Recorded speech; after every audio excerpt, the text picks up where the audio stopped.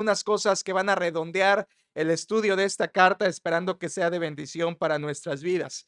La carta a Tito es la carta más breve del apóstol Pablo, la segunda carta más breve del apóstol Pablo, la más corta es Filemón, la segunda carta más breve es esta de Tito, y es una carta personal, no es una carta a una iglesia. Pablo le escribe a una persona y es una carta escrita a Tito junto con primera, segunda de a Timoteo y Tito, son las tres cartas que se conocen como cartas personales, las escribió una persona, pero también son conocidas como cartas pastorales, porque fueron escritas a dos pastores, Timoteo y Tito, para que Pablo les instruyera en su labor. Ahora, esta carta debe ser de suma importancia para nosotros. Creo que fue una de las cartas que más me dio gusto estudiar porque nos vamos a identificar con ella. ¿Sabe por qué? Porque la carta a Tito fue escrita a un pastor y a una iglesia que estaban y vivían en una isla, la isla de Creta. Así que vamos a leer, por favor, los versículos iniciales de esta carta a Tito. Tito 1, 1 al 4, dice la palabra de Dios. Déjeme leer el inicio para usted. Pablo, siervo de Dios y apóstol de Jesucristo, conforme a la fe de los escogidos de Dios y el conocimiento de la verdad que es según la piedad, en la esperanza de la vida eterna, la cual Dios, que no miente, prometió desde antes del principio de los siglos, y a su debido tiempo manifestó su palabra por medio de la predicación que me fue encomendada por mandato de Dios nuestro Salvador. A Tito, verdadero hijo en la común fe, gracia, misericordia y paz de Dios Padre y del Señor Jesucristo, nuestro Salvador. De entrada, esta carta nos anticipa que es escrita por el apóstol Pablo. Versículo 1 lo dice, Pablo el apóstol. Pablo escribe esta carta y con mucha seguridad Pablo escribe esta carta después de haber sido liberado de su encarcelamiento en Roma. Los que han seguido estos estudios recuerdan que el apóstol Pablo fue encarcelado dos veces en Roma. La primera vez es cuando termina el libro de los Hechos, diciendo que está en una casa alquilada, preso, pero en una casa, y la gente iba y le visitaba. De ese primer encarcelamiento, Pablo fue liberado, gracias a Dios, aunque no hay registro en Hechos de eso, pero fue liberado y ministró por algún tiempo, incluyendo en la isla de Creta. Después de ese tiempo, que no sabemos cuánto fue, Pablo volvió a ser encarcelado una segunda vez en Roma. Y esa segunda y última vez de encarcelamiento es cuando escribe Pablo las cartas de la cárcel, donde escribe Timoteo, donde escribe Tito, donde escribe Filipenses, donde escribe cartas que ya son las últimas que él va a escribir porque están pronto a quitar de la vida. Pablo entonces escribe esta carta, hermanos, así de esta forma en el segundo encarcelamiento después de haber sido liberado por un poco de tiempo. Y la escribe a Tito. Tito dice el versículo 2, perdón, versículo 4, que es un hijo en la fe. Pablo le escribe esta carta pastoral a Tito y le escribe a Tito para instruirle en la labor que él va a hacer. Esta carta fue llevada, según capítulo 3, por Cenas y Apolos, no cenas de comida, así se llamaba, Cenas y Apolos, dos personas que llevaron esta carta hasta Tito en Creta. Ahora, empecemos ahora con Tito. ¿Quién era Tito? Si me pongo a recordar lo más lejano que pueda de Tito, es que cuando era niño, y usted sabe, cuando uno es niño no lee la Biblia, pero bien que te sabes los chistes. Y decíamos entre los niños, ¿cuál es el santo más chiquito? Y decíamos, pues Santito. Y estábamos riéndonos del chiste, pero no leíamos la carta. Lo confieso y me arrepiento por eso. Sabíamos los chistes, pero no sabíamos la Biblia, no la leíamos. El nombre Tito significa agradable, agradable. Y es un buen nombre, agradable. Tito no es mencionado por nombre en el libro de los Hechos, en ningún lugar de Hechos aparece, pero aparece en Gálatas capítulo 2. Y en Gálatas 2 se dice de Tito que era griego, así que no era judío, era gentil, era griego y andaba con Pablo. Muy probablemente Pablo lo ganó para Cristo, por eso le llama su hijo en capítulo 4, y dice Gálatas que andaba con Pablo y que no fue obligado a circuncidarse. No se sometió a la circuncisión siendo griego, ahora creyente, no fue obligado a esa cirugía judía. Pablo lo ganó para Cristo y lo toma por ayudante para que sirvan juntos al Señor. Tito es mencionado 9 veces en segunda a los Corintios y él junto con Pablo ministraron en la isla de Creta por algún tiempo en este periodo entre los dos encarcelamientos, ministraron juntos en la isla de Creta. El apóstol Pablo finalmente lo deja allí en Creta para encargarse de la obra, en tanto que Pablo iba y hacía labor en otros lugares. Su ministerio de Tito allí en Creta era temporal, solo era por algún tiempo, porque capítulo 3, versículo 12 dice que en cuanto llegara Artemas o Tíquico, se quedaran ellos de planta y Tito tenía que ir a Nicópolis a encontrarse con Pablo. Así que Tito está ahí en Creta, está dejado allí por Pablo, está allí para fortalecer la obra y está allí solo por algún tiempo, de manera temporal. Va a estar Tito sirviendo en este lugar de Creta. Después se encontraría con Pablo. Lo último que sabemos de Tito es que fue fiel hasta el final. En la última voluntad de Pablo, la última carta que escribe, segunda Timoteo, se nos dice que Tito fue fiel y que hasta el final estaba sirviendo a Dios en un lugar llamado Dalmacia. Así que Tito fue fiel, fue de los pocos que siguieron sirviendo al Señor aún hasta el final como colaboradores del apóstol Pablo. Ahora quiero que tenga presente esto. Tito es un pastor. Tito es un pastor, al igual que Timoteo. Y a ambos Pablo les escribe cartas. A Timoteo le escribe 2, a Tito le escribe 1. Y son pastores dejados allí para hacer la obra de Dios, instruidos por Pablo. Ahora, hay algo que me impacta muchísimo de la carta a Timoteo, las 2, y de la carta a Tito. Usted ya las leyó conmigo. Y es que esas cartas no están saturadas de doctrina, de enseñanza y de explicación doctrinal. Realmente no. Están saturadas de instrucciones a estos dos pastores, pero no de doctrina. ¿Qué me dice eso? Que Pablo sabía que estos dos pastores conocían bien la doctrina. Pablo confiaba en la doctrina de Tito y de Timoteo. Pablo sabía a quién había puesto en la obra en esos lugares. Pablo sabía que estos dos hombres estaban suficientemente preparados para poder ministrar con la doctrina correcta. Es más, a Timoteo, ¿se acuerdan? Pablo le dice, tú has seguido mi doctrina. Así que Pablo deja a estos dos siervos y eran conocedores de doctrina. Pablo confiaba en su doctrina. Pablo no estaba, a ver, van a enseñar lo correcto, no se les olvide la doctrina tal. No, Pablo confiaba en ellos y sus cartas no les repasa doctrina, les dice instrucciones al ministerio que estaban haciendo. ¿Sabe qué? Esto nos enseña algo muy básico. Si alguien ha de ser pastor, tiene que dominar la doctrina de Cristo. Si alguien ha de enseñar la palabra de Dios, tiene que comer, beber, saber, memorizar, entender, conocer, explicar, profundizar doctrina. Si alguien ha de ser pastor, tiene que conocer la doctrina de la palabra de Dios profundamente, de modo que sea confiable para pararse y enseñar delante del pueblo de Dios. Hoy en día es tan triste que cualquier persona se dice pastor y ni siquiera sabe doctrina, no entiende doctrina, no enseña doctrina. Pablo enseñó a Timoteo y a Tito, y estos dos eran hombres que conocían la doctrina. Ahora, ellos fueron colaboradores de Pablo. Y ahora, enfocándonos en Tito, Tito fue dejado en Creta. Mire por favor rápidamente el versículo 5. Dice Pablo a Tito, versículo 5, por esta causa te dejé en Creta, para que corrigieses lo deficiente y establecieses ancianos en cada ciudad, así como yo te mandé. Pablo escribe a Tito y Tito está en Creta. La isla de Creta es esta. Es una isla grande, es una isla bien poblada, es una de las islas más grandes del Mediterráneo. Están en ese mar Mediterráneo entre Turquía y África del Norte. En ese mar ahí que está es el mar Mediterráneo y Creta es una de las islas más grandes en ese mar Mediterráneo. Tiene unos 256 kilómetros de largo por unos 56 kilómetros de ancho. Traducido es, Creta es 5 veces más grande que Cozumel, 5 veces más grande que Cozumel. Pablo pasó por Creta, ya se imagina lo grande.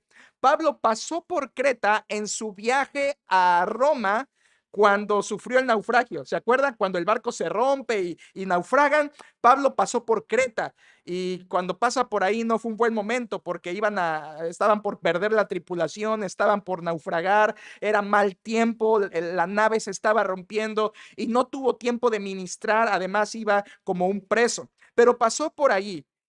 Después él, cuando sale de la cárcel, con toda seguridad, regresó a Creta y ministró en Creta acompañado de Tito para dejar después únicamente a Tito. No había una iglesia en Creta, pero es grande. Había varias iglesias. ¿Cómo lo sabemos? Porque el versículo 5 dice que establecieses ancianos en cada ciudad. Así que en Creta, en las diversas ciudades de Creta, Pablo había fundado iglesias y Tito era encargado de poner en orden las iglesias en Creta conforme a la palabra de Dios y la doctrina del apóstol Pablo. Pablo dejó allí a Tito y ¿sabe qué? Esto es el patrón de Pablo. Pablo va a Éfeso, ministra en Éfeso y deja a cargo en Éfeso a Timoteo. Pablo va a Creta, ministra en Creta y deja como encargado a Tito. Era el patrón de Pablo. Iba, ministraba, fundaba y dejaba un consiervo para encargarse de la obra allí. Ahora, ¿cómo era? A mí me interesa mucho cómo era la población de la isla de Creta, porque eso nos va a abrir mucho el panorama. Y gracias a Dios en la carta hay un dato que nos va a interesar. Capítulo 1, versículos 12 y 13 nos dice cómo era esta isla. Versículos 12 y 13 dice, uno de ellos, de los de Creta, su propio profeta dijo, escuchen la descripción de los cretenses, los cretenses, siempre mentirosos, malas bestias, glotones ociosos. Esa es la descripción de los de Creta. Así era la gente de Creta. Una vez más lo leo. Los cretenses, entiéndase, gentilicio de Creta, los cretenses, siempre mentirosos, malas bestias, glotones ociosos. Una vez una persona leyó este versículo desde el púlpito, en vez de decir los cretenses, dijo los creyentes, siempre mentirosos, malas bestias. Y bueno, a veces también, ¿verdad? Pero aquí no está hablando de los creyentes, aquí está hablando de los cretenses, habitantes de Creta, y da estas características: siempre mentirosos, malas bestias, eso simplemente significa necios, reacios, necios, que no obedecen, que son como el mulo, que son como el asno, dice también en los Salmos, necios, mentirosos, malas bestias, glotones, ociosos. Y eso habla de no trabajar, no ser una persona productiva, sino de dedicarse solamente al entretenimiento personal. ¿Qué le parece a esta población de Creta? ¿Qué le parece? Que cretenses, mentirosos, malas bestias, glotones ociosos. Déjenme decirles sinceramente lo que pienso. Estas características no son especiales de Creta. Así es cualquier lugar en el mundo. Hay personas así.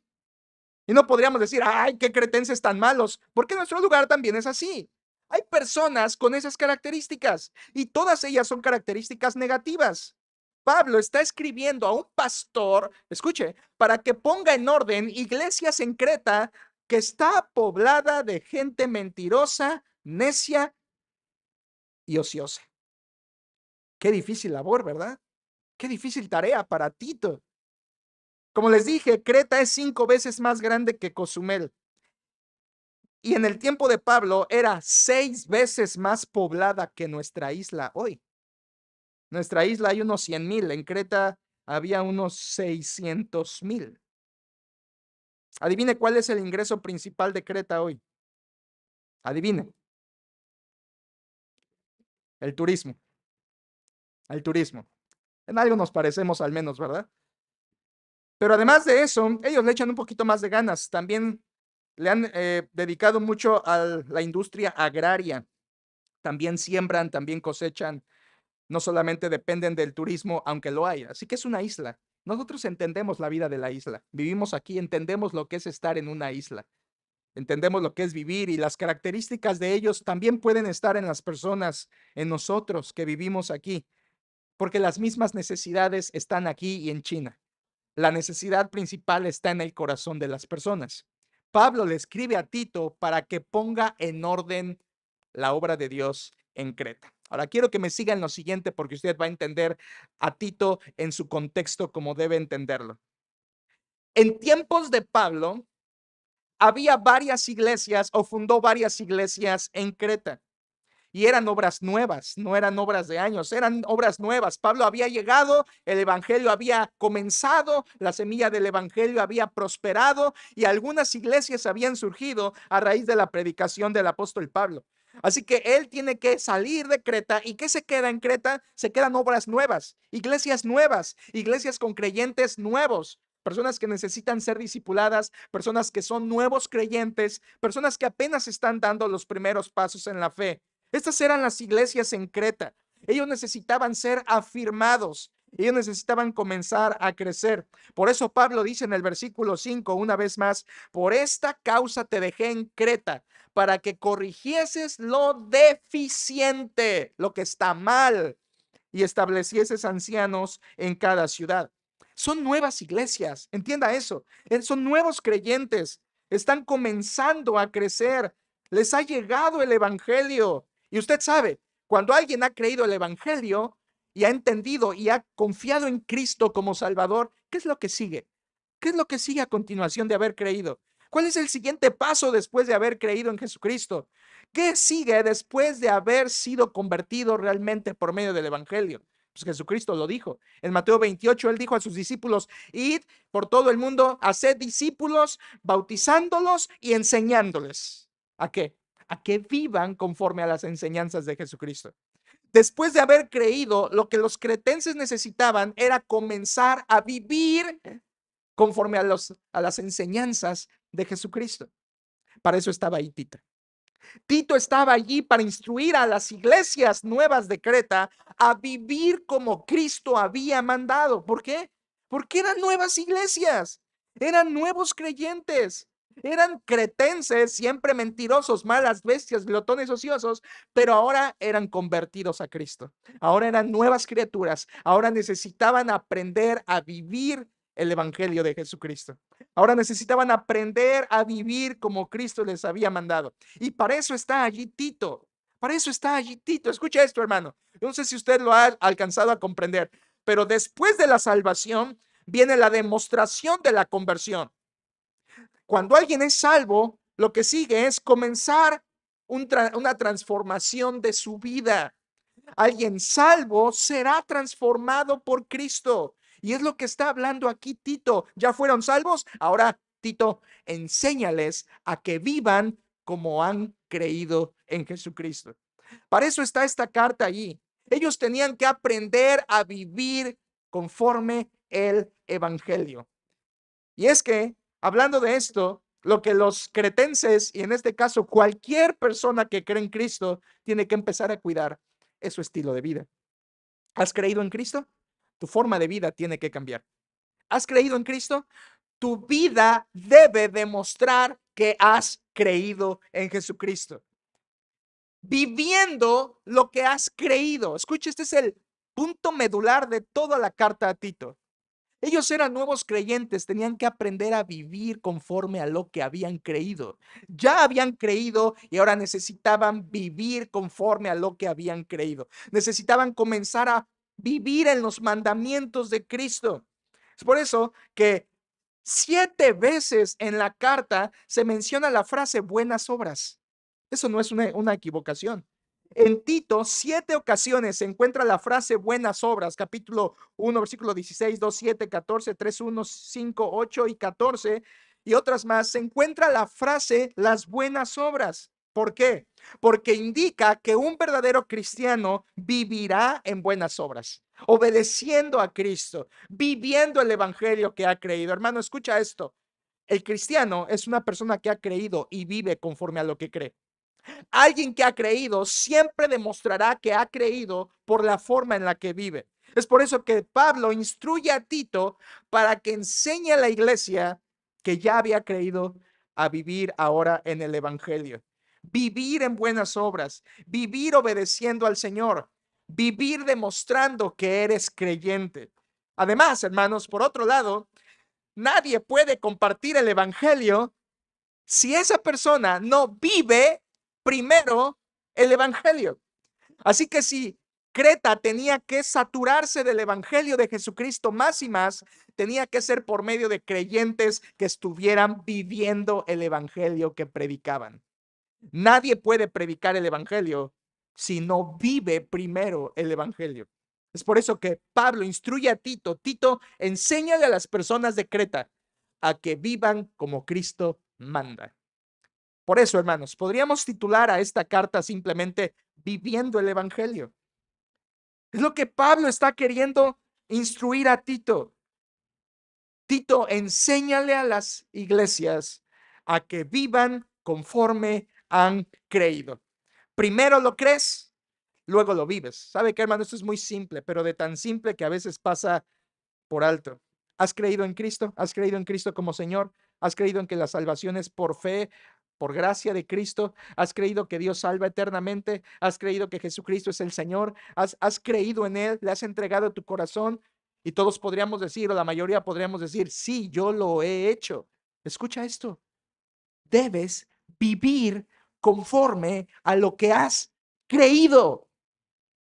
Nuestra vida debe demostrar que creemos el evangelio. Y si no lo demuestra, entonces es porque no lo hemos creído. Es así de simple. Por eso Pablo instruye a Tito en esto. Y además, como dije, y estaré reforzándolo, nadie puede predicar el evangelio si no está viviendo primero el evangelio. Primero lo crees, luego lo vives, luego lo compartes. Esas son las etapas. Primero lo crees, luego lo vives, luego lo compartes. Esa es la forma que Pablo está instruyendo a Tito para que enseñe a las iglesias en Creta.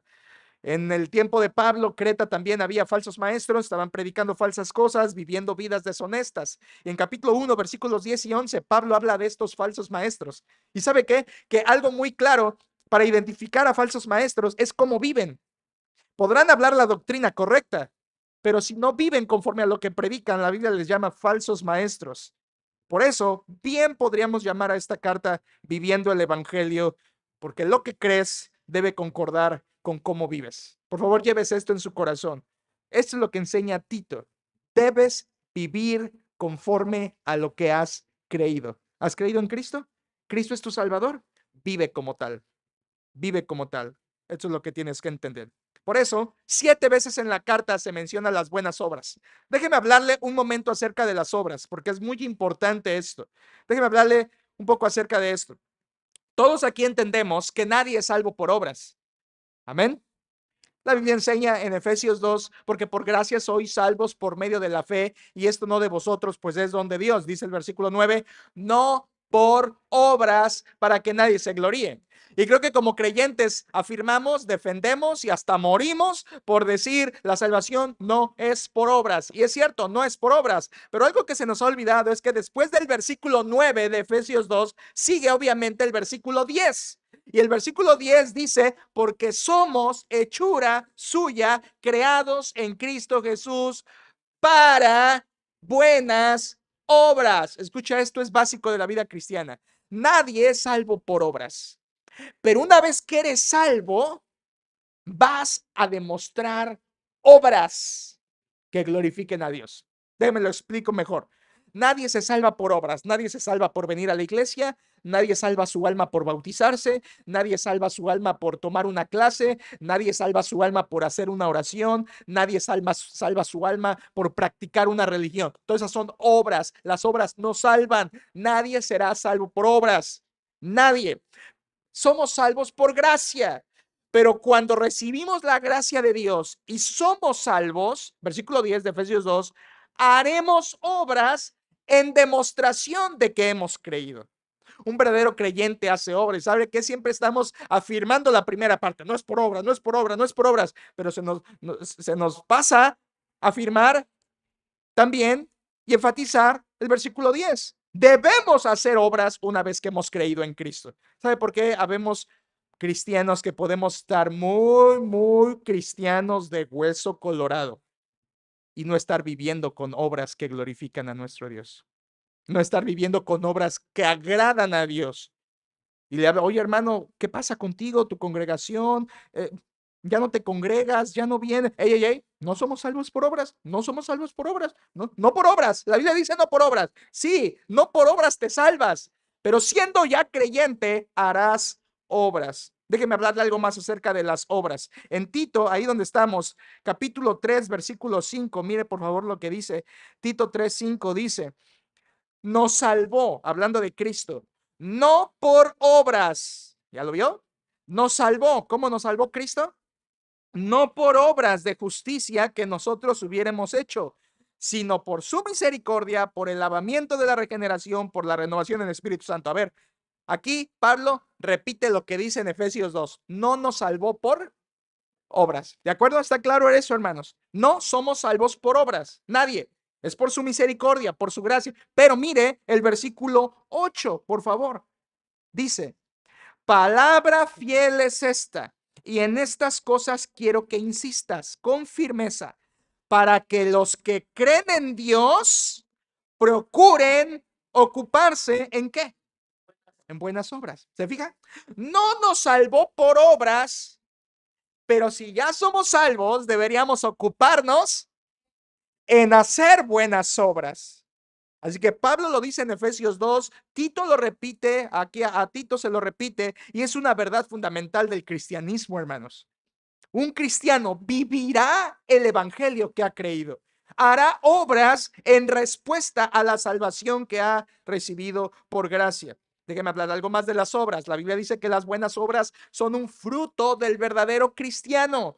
Todo verdadero cristiano dará fruto de buenas obras. En Tito capítulo 3, versículo 14, casi al final, lo dice Pablo, dice, y aprendan también los nuestros a ocuparse en ¿qué, hermanos? En buenas obras para los casos de necesidad, para que no sean sin fruto. Escucha esto, Pablo une y dice, uno de los frutos del cristiano es hacer buenas obras. ¿Quieres realmente mostrar que eres un verdadero cristiano? Muéstrame dónde están tus obras. Muéstrame dónde están tus obras. Muéstrame dónde están las buenas obras que son el fruto que da evidencia de tu fe sincera. Esto es lo mismo que dice Santiago, ese ya no es Pablo, pero Santiago en capítulo 2, usted conoce lo que Santiago dice, la fe sin obras es muerta. Una persona que dice fe y no tiene obras es un mentiroso. Pero si una persona tiene fe y lo demuestra por las obras, esa persona es verdadero creyente. Hermanos, escucha lo que Pablo está diciendo a Tito, es Tito, instruye a la iglesia, a las iglesias en Creta, enséñales esto, que si ya creyeron en Cristo, ahora vivan demostrando que han creído en Cristo. Su modo de vida debe coincidir con la fe que han abrazado. Esto es Tito, hermanos. Esto es Tito. El que cree el evangelio vivirá el evangelio. Vivirá el evangelio. ¿Saben qué, hermanos? Hay muchos problemas en iglesias. Porque a veces los maestros y predicadores están diciéndole a la congregación, vive como Cristo dice, da ofrenda, da tu diezmo, no adulteres, no te emborraches, no hagas esto, no hagas lo otro. Y la gente muchas veces en ciertas congregaciones le dicen, le entra y le sale. ¿Por qué? Y siguen viviendo de la misma manera. Y a veces los predicadores, los pastores se fastidian, se frustran de eso. ¿Sabe cuál es el problema? ¿Por qué esa persona que se dice cristiano no está viviendo conforme a lo que ha creído? Es fácil, porque no ha creído.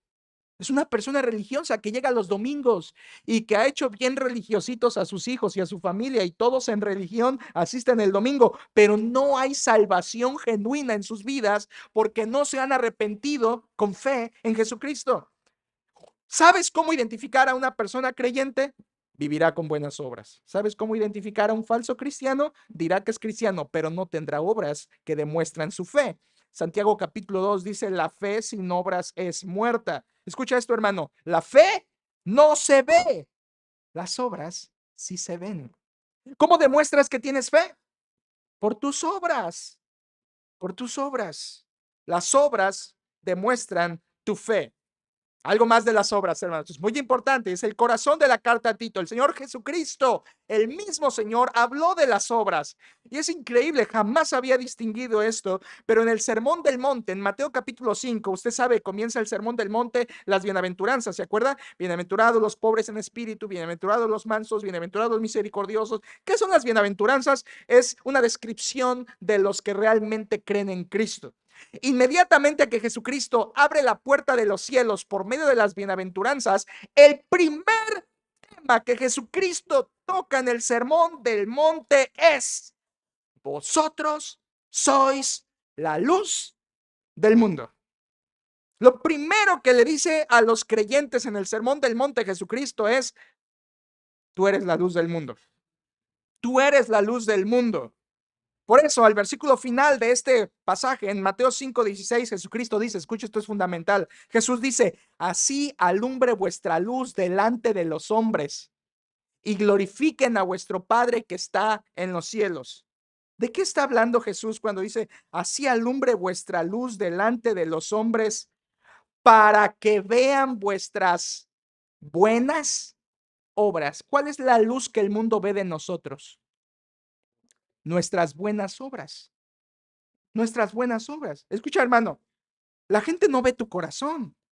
La gente no ve cuánto amas a Dios en tu corazón. La gente no ve tu fe. La gente no ve tu consagración. La gente no ve eso. Eso pasa a nivel corazón, pero lo que ve la gente son tus obras. Y Jesucristo dijo: así alumbre vuestra luz, así alumbre vuestra vida delante de los hombres, para que los hombres, gente sin Cristo, vean vuestras buenas obras y glorifiquen al Padre que está en los cielos. Jesucristo habló, y ese es el real significado de vosotros sois la luz del mundo. Nuestras obras, Jesucristo dijo, son la demostración de nuestra fe para que la gente glorifique a Dios. Este es un pensamiento muy simple, pero guárdelo en su corazón. ¿Por qué las personas que me rodean no están glorificando a Dios? Porque tus obras no les están alumbrando. Porque tus obras no les están alumbrando. Jesús habló de buenas obras, y eso es lo último que diré de las buenas obras. Son el mejor testimonio que la gente ve de nosotros. No, el que la gente te vea que vas el domingo a la iglesia, eso no tiene gran impacto. Voy a decir esto, y es cierto, no se me espante, no se vaya, pero aún los demonios van a la iglesia. Aún los demonios se paran temprano y a veces llegan antes. Así que el que la gente lo vea usted salir con su Biblia bonachón así, subiéndose a su moto y yo no voy a mi templo, eso no es el testimonio que ellos necesitan ver. Ellos necesitan ver tus buenas obras en el diario vivir, tu forma de hablar, tu forma de pensar, tu forma de decidir, tu forma de actuar, tu forma de tratar, tu forma de conducirte. Esas son las buenas obras que la gente ve y va a decir: oye, esta persona o es de otro mundo o es realmente cristiano. Y la gente va a glorificar a Dios y va a decir: pues no sé qué pasa con este, pero no es como los demás. Así que su Dios debe ser verdadero. Cuando la gente ve en nosotros buenas obras, glorifican al Padre y es la mejor forma de testimonio que nosotros podemos dar al mundo. Hay gente que todavía en nuestros tiempos cree que si tú pones música cristiana en tu casa fuerte, que todos lo oigan, himnos, que todos, ese es el buen testimonio que ellos necesitan oír. Y a los 8 días gritos en la casa y los escuchan mejor que la música. Eso no es el testimonio que ellos necesitan oír. La gente necesita ver tus buenas obras en Cristo.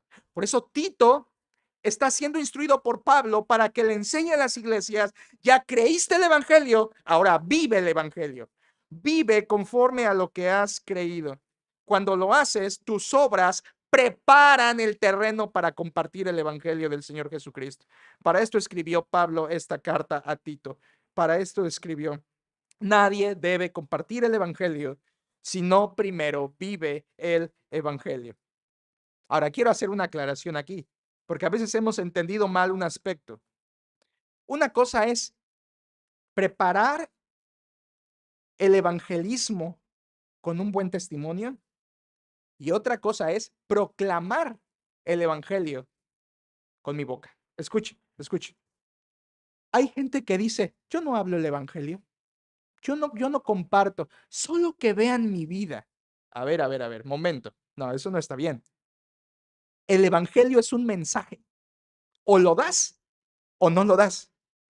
Tu vida debe preparar el terreno para el evangelismo, con un buen testimonio, con buenas obras, pero el mensaje lo tienes que dar con tu boca, si no, no es evangelismo. Algunos dicen, no, yo nunca menciono de Cristo, que me vean, que solo me vean. No, pues converte bien, pero el mensaje del evangelio que salva es un mensaje que se dice con la boca, se habla, se explica.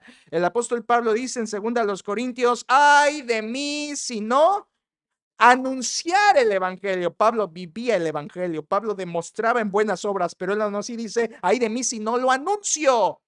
Mira, hermano, si tú estás y vives una vida que alumbra, entonces te falta que ahora proclames, lo digas, lo hables el mensaje de Cristo. No es lo mismo preparar el terreno para el evangelismo que proclamar el mensaje del evangelio.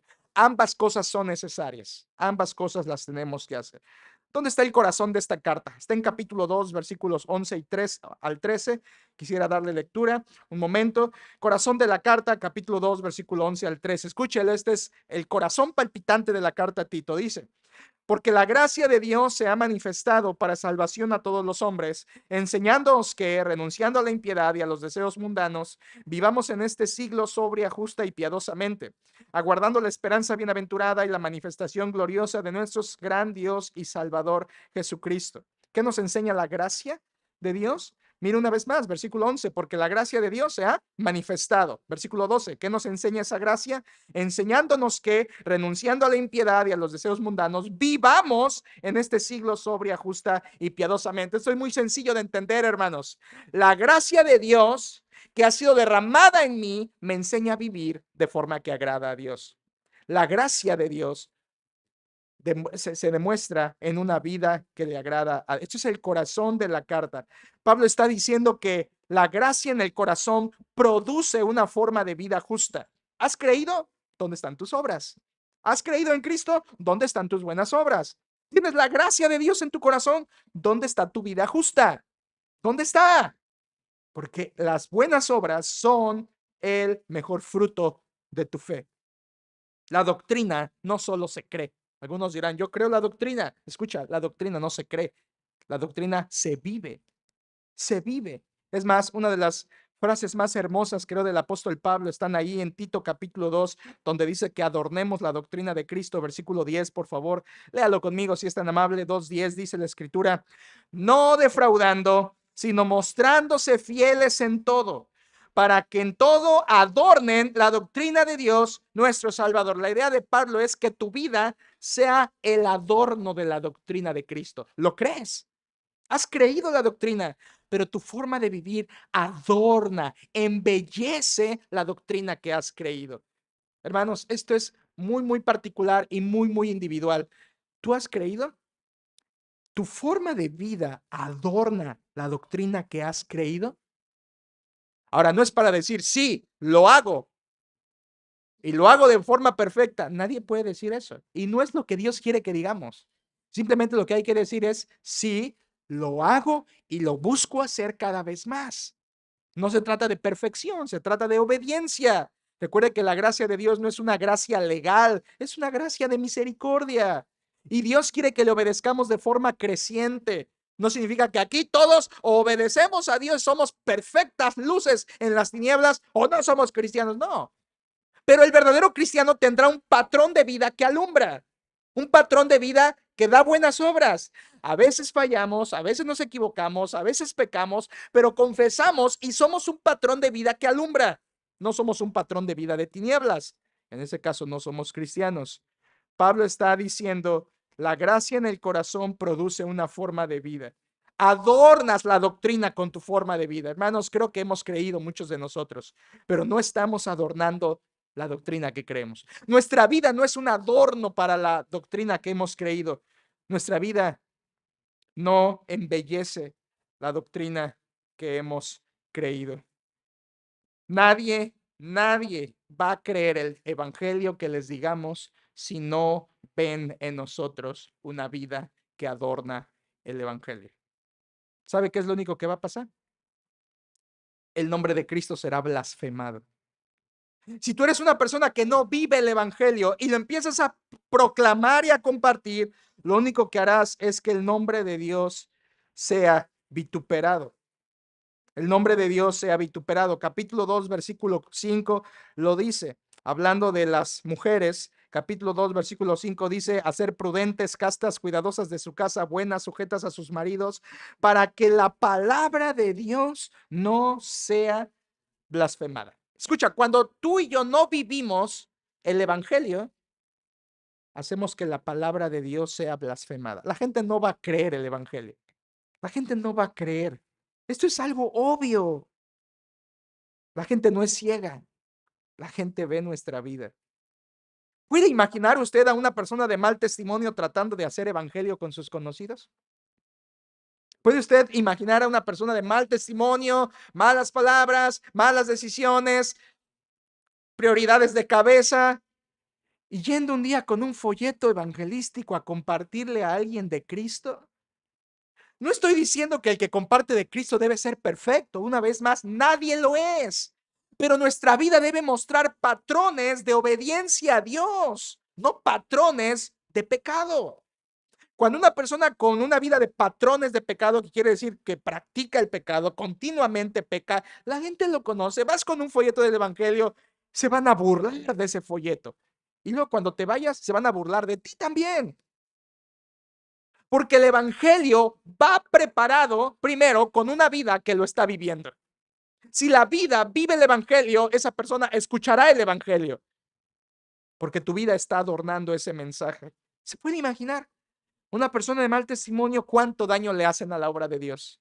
Escucha, si tú eres una persona así, déjame decírtelo, ¿cuánto daño le estás haciendo a la obra de Dios? No viviendo el evangelio, ¿cuánto daño le haces tú a la obra de Dios? ¿Cuánto daño le haces a la iglesia? ¿Cuánto daño le puedo estar haciendo a la obra de Dios? Tú dirás, ese es mi pecado, lo estudiaremos esta noche. Es mi pecado, no afecta a otros. La Biblia dice otra cosa. Tu pecado afecta. Y afecta, en una de las formas que afecta es que la gente cierra sus oídos al ver tu vida que no alumbra. El mensaje se hace inútil. ¿Puedes imaginar a una persona de mal testimonio compartiendo el evangelio? El nombre de Dios será blasfemado. Pero cuando esa persona tiene un testimonio limpio, no perfecto, pero correcto, limpio delante de Dios y delante de los hombres, entonces el evangelio se proclama con poder. ¿Se acuerda usted de Hechos capítulo 2? Pedro predica, 3,000 personas vienen a Cristo. Hechos capítulo 2 y dice, y sobrevino temor sobre todas las personas que veían a los cristianos. ¿Por qué les dio temor ver a 3,000 que se convirtieron? ¿Por qué? Porque su vida era diferente. Comenzaron a vivir lo que habían creído y la gente los veía y se atemorizaba. Decía, qué gente tan extraña. Dice la Biblia, sobrevino temor a toda persona. ¿Y qué generó eso, hermanos? 2 capítulos más y tenemos de 3,000 a 5,000. ¿Por qué? Porque el buen testimonio propulsa el evangelio. Cuando hay buen testimonio en los creyentes, las almas se convierten porque tu vida hace creíble el evangelio que predicas. O tu vida hace creíble el mensaje, o tu vida hace que se blasfeme el mensaje. ¿Eres cristiano? ¿Tus obras lo demuestran? Una vida de buen testimonio es la mejor forma de preparar el mensaje de salvación a las personas. Es lo que Dios quiere en esta iglesia. Es lo mismo que Dios quiere en esta iglesia. Eres creyente, vive el evangelio. Vive el evangelio. En la carta a Tito se enfatizan dos doctrinas. Déjame decirle otra cosa. En la carta a Tito se enfatizan dos doctrinas. Una de ellas es la doctrina de Cristo. Se pone a Cristo como Dios. Mire capítulo 2, versículo 13, un momento. 2:13 dice, aguardando la esperanza bienaventurada y la manifestación gloriosa de nuestro gran Dios y Salvador Jesucristo. A ver, ahí habla de una persona. Habla de Jesucristo. Al final del versículo 13 menciona a Jesucristo. Jesús. Y luego, antes de eso, le llama nuestro gran Dios y Salvador Jesucristo. A ver, un momento, Jesucristo fue hombre, ¿verdad? Jesucristo fue humano, pero ese versículo dice que es nuestro gran Dios. Como hombre fue Salvador, pero en su naturaleza siempre ha sido Dios. Qué precioso. Aquí y en capítulo 1, Pablo le dice a Tito, nuestro Dios es Jesucristo. Él es Salvador, fue hombre, vino, murió y resucitó. Fue hombre, pero también es Dios. Es Dios. El Cristo en el que creemos es Dios y está aquí claramente en Tito, Pablo recordando esta doctrina brevemente.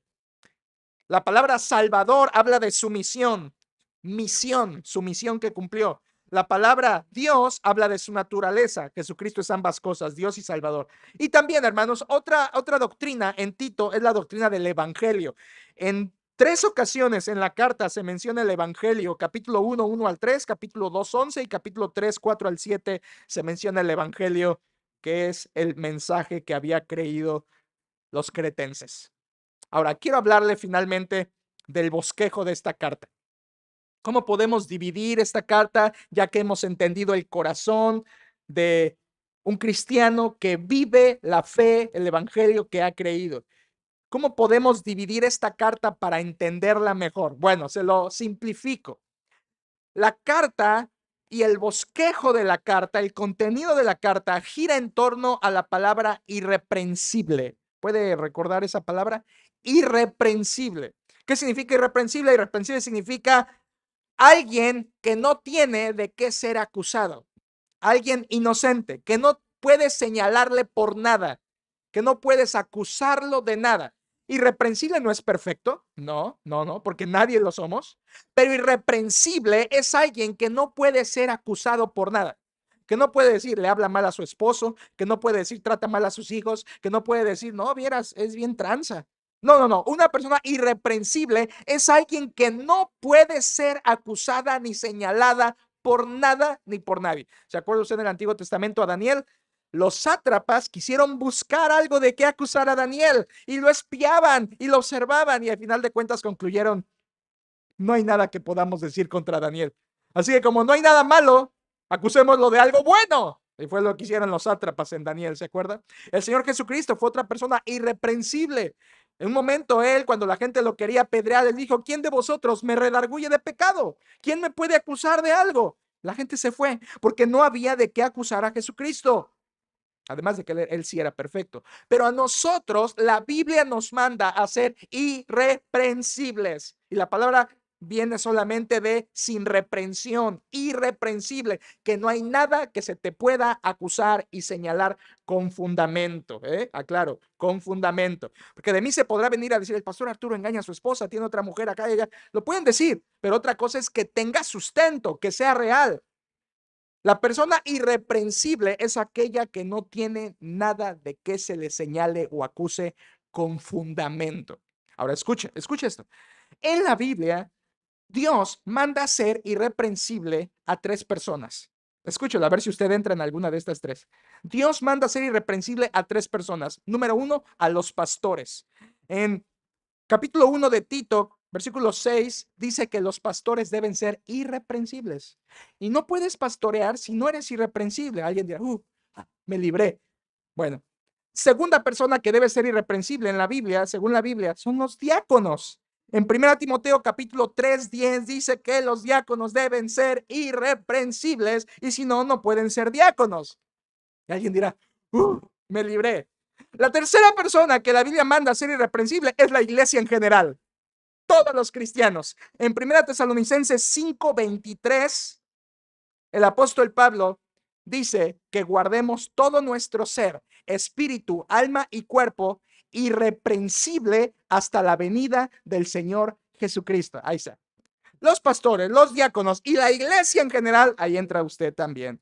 Dios nos manda a ser irreprensibles. No importa si eres joven, no importa si vives en este mundo de tinieblas como todos, no importa si eres adulto, no importa si eres señorita, Dios te manda, si eres creyente, a vivir de forma irreprensible. Ahora, la pregunta es esta: ¿la gente que te conoce podría decir de ti que eres irreprensible?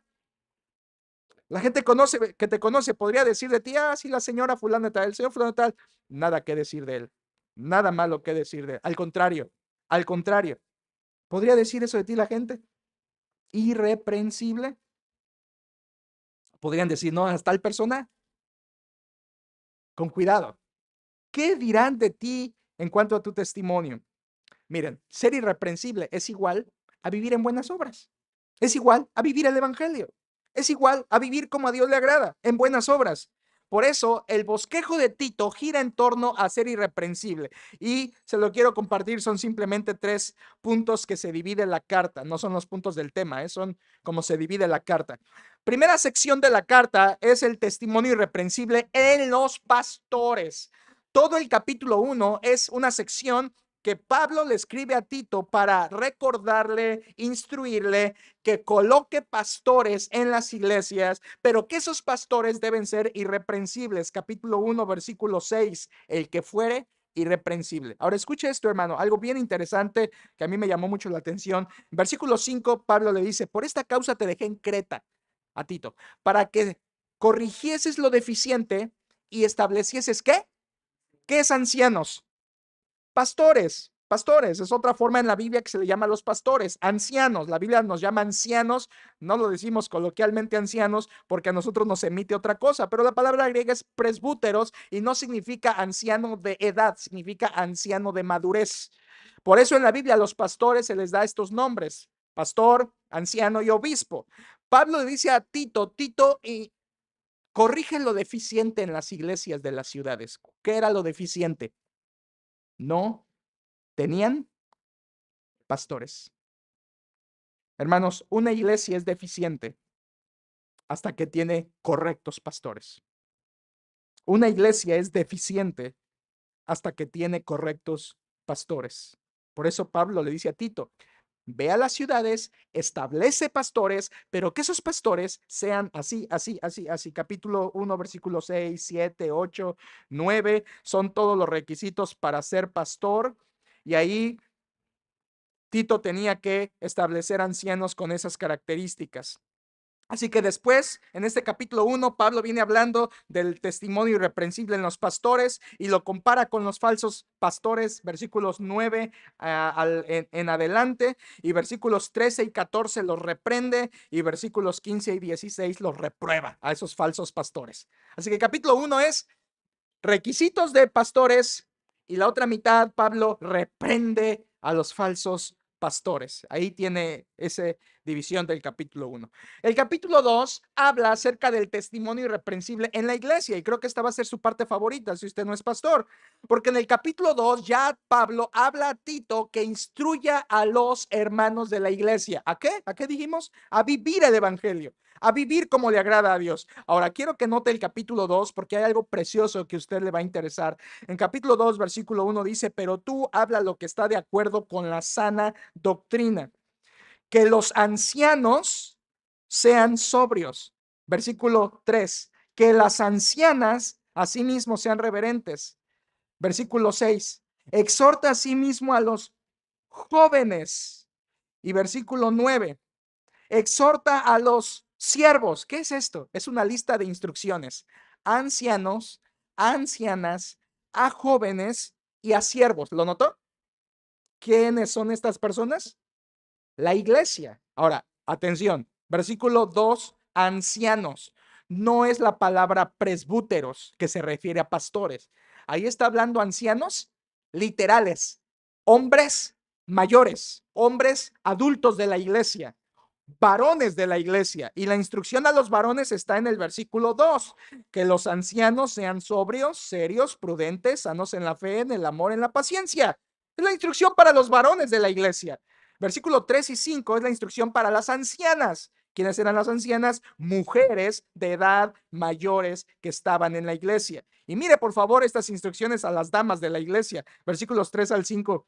Las ancianas asimismo sean reverentes en su porte, no calumniadoras. El griego dice no diábolas, porque usted sabe que diablo significa eso, calumniador. Aquí es ese sustantivo hecho verbo, no diábolas, no diablas, pues, y no está refiriendo a que sean del diablo, sino a calumniadoras, Dice, no calumniadoras, no esclavas del vino, maestras del bien. ¿Qué más quiere Dios de las mujeres de la iglesia? Versículo 4, que enseñen a las mujeres jóvenes a amar a sus maridos y a sus hijos, a ser prudentes, castas, cuidadosas de su casa, cuidadosas de su casa, cuidadosas de su casa.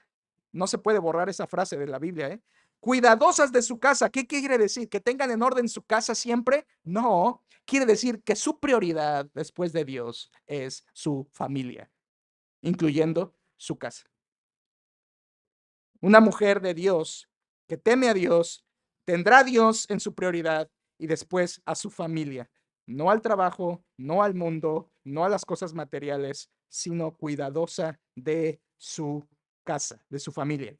Buenas, sujetas a sus maridos para que la palabra de Dios no sea blasfemada. ¿Saben qué, hermanos? Cuando varones y mujeres en la iglesia no viven o no vivimos como Dios manda, otra vez, la palabra de Dios es blasfemada. Ahora, los jóvenes que están aquí no se quedan atrás. Versículos 6 al 8, instrucciones a jóvenes. Exhorta asimismo a los jóvenes a que sean prudentes, presentándote tú, Tito, que era joven, en todo como ejemplo de buenas obras, en la enseñanza, mostrando integridad, seriedad, palabra sana y reprochable, de modo que el adversario se avergüence y no tenga nada malo que decir de vosotros. Ahí están los versículos a los jóvenes. Sé prudente. Sigue buenos ejemplos y Tito debía ser ese ejemplo como pastor en Creta. Versículos 9 y 10 son instrucciones para los siervos. ¿Alguien dirá, siervos, esclavos? Ahora no hay esclavos. No, esto es una instrucción para todo trabajador secular. Toda persona que tiene un trabajo secular y es cristiano debe seguir las instrucciones de versículos 9 y 10. Exhorta a los siervos a que se sujeten a sus amos, que agraden en todo, que no sean respondones, no defraudando, sino mostrándose fieles en todo, para que en todo adornen la doctrina de Dios nuestro Salvador. Déjame decirte lo más simple que puedo. Estos versículos hablan de cómo debe ser la relación de un cristiano con su jefe. ¿Cómo debe ser la relación de un cristiano con su autoridad laboral inmediata? ¿Qué dice que tienes que hacer? Sujétate. Sujétate a él. Agrádalo. Pero ¿por qué? Si ni es creyente, es un... Sujétate. Agrádalo. Eso es muy difícil, pastor. Esas son las buenas obras que demuestran tu fe. No respondón. Eso incluye no solo con tu boca, incluye también con tu cerebro. No respondones, dice el versículo 10, no defraudando, sino mostrándose fieles. Hermanos, los cristianos deberían ser conocidos como los mejores trabajadores en las empresas. Los mejores trabajadores en las empresas. Digo esto para gloria del Señor, para gloria del Señor, para gloria del Señor y para que la iglesia entienda un poquito más lo que está diciendo aquí la Biblia. A nuestro hermano Josué, su jefe, en una ocasión le dijo, oye, ¿no puedes traer personas de tu iglesia que trabajen aquí? Te doy 500 pesos por cada persona que traigas, porque si son como tú, quiero más personas trabajando en este negocio de tu iglesia. ¿Podrían decir eso de ti? Tu relación con tus jefes debería también demostrar tu amor por Dios, tu sujeción a ellos, tu respeto a ellos, sabiendo que lo haces como para Él, Señor.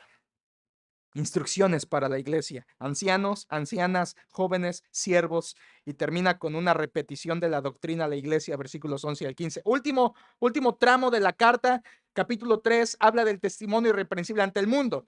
Capítulo 1 habló del testimonio irreprensible en los pastores, capítulo 2 de la iglesia, y ahora capítulo 3 habla del testimonio irreprensible ante el mundo. Y solamente habla de dos cosas. Primer versículo de los gobernantes o ante los gobernantes, dice 3:1. Recuérdales que se sujeten a los gobernantes y autoridades, que obedezcan, que estén dispuestos a toda buena obra. Así que no solamente debemos sujetarnos a nuestros jefes laborales, también debemos sujetarnos a nuestras autoridades civiles. Eso es un buen testimonio de un cristiano. Creo que un cristiano no debería estar haciendo chistes de nuestros presidentes, gobernantes, etcétera, etcétera. Tenemos que honrarlos como Dios nos manda, sujetarnos a ellos, entre tanto no nos pidan algo que vaya opuesto a la palabra de Dios. Y en versículo 2 nos habla de la sociedad en general, o sea, un buen testimonio ante la sociedad. Versículo 2 dice que a nadie difamen, que no sean pendencieros, sino amables, mostrando toda mansedumbre para con todos los hombres. ¿Cómo es tu conducta con la sociedad? Como dice el versículo 2, esto es el bosquejo de la carta. Pastores irreprensibles, iglesia irreprensible, cristianos irreprensibles ante el mundo. La carta termina con unas instrucciones personales a Tito en versículos 8 al 14, donde le invita a insistir en enseñar, le dice que evite las cosas pecaminosas de los falsos maestros y le ordena que deseche tales enseñanzas. Eso es capítulo 3, versículos 8 al 14, y se despide, versículos 12 al final, Pablo se despide y salude. Así acaba la carta. Hermanos, esto es lo que Dios quiere de nosotros. Un testimonio irreprensible en los pastores, en la iglesia y ante el mundo. Cuando hagamos eso, estamos viviendo el evangelio que hemos creído. Vive el evangelio. Que tus obras te muestren tu fe. Que tu forma de vivir sea luz a los que están sin Cristo. Y que tu forma de vida coincida con la fe en Cristo que dices tener. Quiero hacer aquí 4 invitaciones, hermanos. Escúchalas solamente. Tú puedes estar incluido en una de ellas si quieres. Primera invitación. Quizá hay personas aquí que han creído en el evangelio ya. A lo mejor ya estudiaste tu discipulado, ya estudiaste fundamentos, has ido creciendo poco a poco con la ayuda de Dios. Si ya has creído el evangelio, aprende esto de Tito. Ahora es tiempo de que vivas conforme a lo que has creído. No te quedes ahí con ya creí. La Biblia te manda ahora a vivir una vida que va de acuerdo a lo que ya creíste en Cristo Jesús. Y si no, estás viviendo en desobediencia. ¿Ya creíste? Vive en buenas obras. Segunda invitación. Los que ya han aprendido a vivir como Cristo manda, ya viven el Evangelio, ya dan un buen testimonio ante el mundo, ya las personas lo conocen por ser cristiano, ya has preparado el terreno con tu buen testimonio. Escucha esta invitación. Ahora es hora de que hables el Evangelio. Ahora es tiempo de que proclames con tus labios el mensaje. Ahora es tiempo de que compartas el mensaje y no te quedes con, vean mi vida, vean mi vida, vean mi vida, vean mi vida. Ellos pueden ver tu vida 1000 años, pero tienen que escuchar el Evangelio.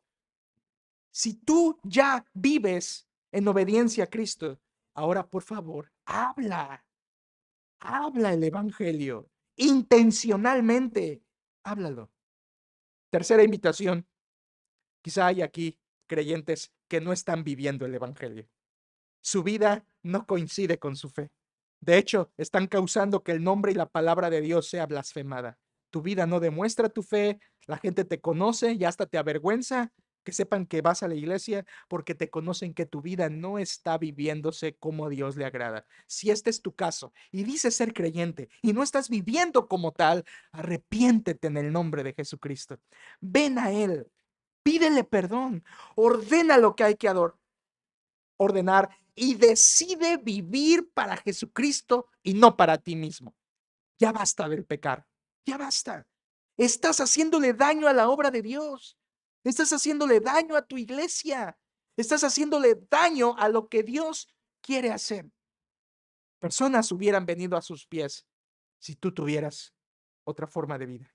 Arrepiéntete. Arrepiéntete y sé irreprensible para que Dios bendiga. Cuantas más personas sean irreprensibles, Dios más fruto dará en su iglesia. Y cuarta y última invitación. Hay aquí personas que no son creyentes. Simpatizan con la fe, vienen a la iglesia, les gusta la Biblia, comulgan con esta iglesia, pero no son creyentes. ¿Cómo lo sabes? Porque te has dado cuenta que tu vida no da las buenas obras del fruto que deben dar. Si no las dan, es porque no eres creyente. La invitación es muy sencilla. Cree el Evangelio. Entrégate a Cristo. Ven a sus pies realmente. No te quedes con haberlo oído. Entrégate a Jesucristo. Y si tu vida no demuestra que has creído, cree y entrégate a Él. Oremos, por favor. Padre, Al estudiar la carta a Tito, nos gozamos de haber entendido que tú nos mandas a vivir conforme al Evangelio. Gracias por esta breve carta. Ayúdanos como iglesia a proclamar el mensaje, preparándolo con una vida irreprensible y proclamándolo fielmente con nuestros labios. Trae al arrepentimiento a aquellos que lo necesitan y trae al redil a aquellos que aún no están. Gracias por la carta, Tito, que nos recuerda que no solo es creer el Evangelio, debemos vivir el Evangelio. Y ayúdanos con esto. Te lo pedimos en Cristo.